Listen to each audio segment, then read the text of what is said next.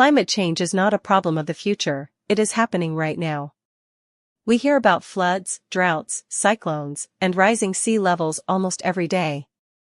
But behind these disasters, there are faces, there are families, there are stories of pain and survival. These are the stories of climate refugees, people who are forced to leave their homes because the environment around them can no longer support life.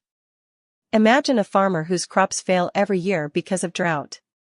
Imagine a fisherman whose village is slowly sinking under the sea. Imagine families who lose their homes overnight in floods or storms. They don't move because they want a better life, they move because they have no choice left. According to the United Nations, millions of people are already displaced each year because of climate-related disasters, and this number is expected to rise sharply in the coming decades.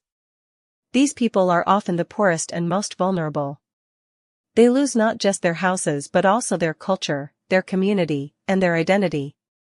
However, climate refugees are still not legally recognized under international refugee law. This means they don't have the same protection or rights as those who flee from war or political persecution. They fall into a legal gap, they are victims, yet invisible in the eyes of the law. The social effects of this crisis are huge. When large numbers of people migrate to new places, it puts pressure on housing, food, water, jobs, and education. Cities become overcrowded, slums grow, and sometimes conflicts arise between local people and the newcomers. Children lose access to schools, families break apart, and mental stress increases. Women and children often face the worst situations during migration. Politically, the issue is just as serious. Many poor countries, especially those in Asia and Africa, are hit hardest by climate disasters, even though they have contributed the least to global warming.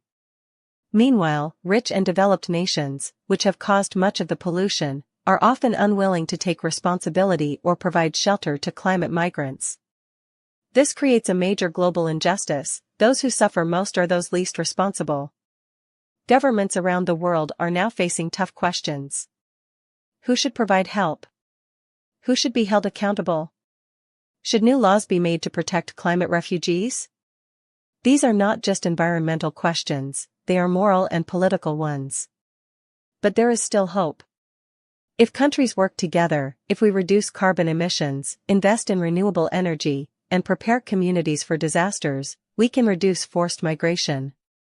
We can also create new international policies that recognize and protect climate refugees, giving them the dignity and security every human deserves. Climate change is not only about science, it is about humanity. The faces of climate refugees remind us that the climate crisis is a human crisis. We must not wait for tomorrow to act, because for